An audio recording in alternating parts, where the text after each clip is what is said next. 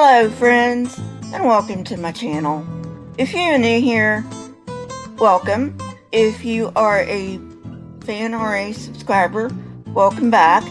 Today's topic is the Council of Nicea 3.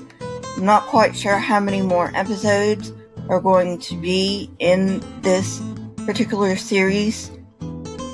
So let's go!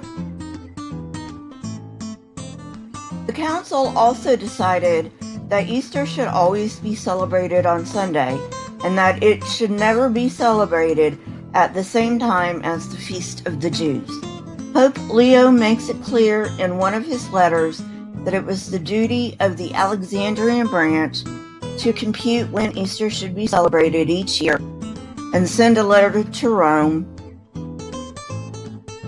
whereupon the Pope would declare that day as Easter, and the East and the West would celebrate Easter in accordance with what the Pope ruled.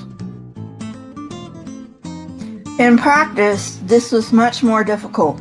The differences in calculating Easter did not disappear. East and West could not agree, either because one of the churches failed to calculate Easter or because the West refused the date from the East.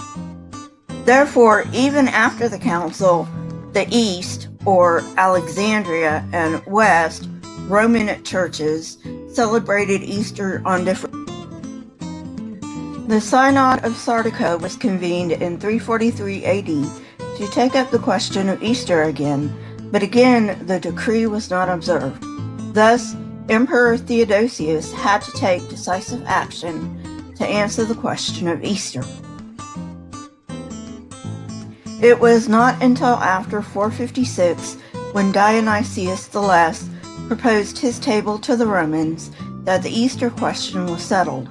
Only two outliers did not accept this: Gaul, which is present-day France, that still used Victor's canon, and Great Britain, which still used the West's old calendar. After the Heptarchy was evangelized by Romans, the new converts accepted the Dionysian calculations, but British dissensions had already spread to Gaul. By 729, however, most British churches accepted the Alexandrian cycle. Heptarchy is a word used to designate the period between the end of the 5th century CE and the second half of the 9th century in Great Britain. 7 Anglo-Saxon kingdoms were established and held onto until the Danes destroyed them. The decisions of the Council of Nicea faced even greater opposition in the East. Finally, in 341, the Synod of Antioch felt compelled to threaten anyone that did not comply with the Easter decision with excommunication. This tactic was not entirely successful. Epiphanius writes that there were still many quartodecimans in the year 400, but they could not even agree amongst themselves. The third reason the Council of Nicea was convened was to end the Meletian schism happening in Egypt, not to be confused with the Meletian schism of Antioch 50 years later. Remaining documents do not allow us to determine the true origin of the schism. Meletius was accused of troubling ecclesiastical rules.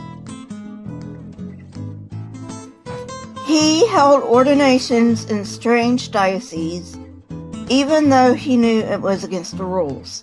Some bishops wrote to reprimand him, to which he made no reply. After the martyrdom of the bishops, he went to Alexandria, where he befriended Arius and Isidore, who wanted to become priests, but were passed over by former bishops. These former bishops appointed visitors, and upon hearing this, Meletius excommunicated the visitors and installed 2 others to replace them.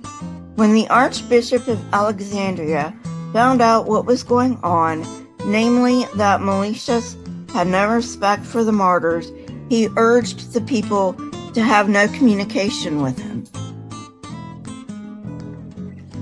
In short, Meletius introduced himself into other dioceses with no right or authority. Also, he was convicted of offering sacrifices to idols. Instead of appealing, Meletius started his own church. The council's decision regarding this matter was that Meletius should remain in his city, but with no authority and power of ordination. As to the clergy he ordained, the council decided that they needed to be reordained. After the 5th century, the Meletians disappear from history. Well, friends, I think that's a good place to stop for today. I am not familiar with the Council of Nicea, so I am learning right along with you.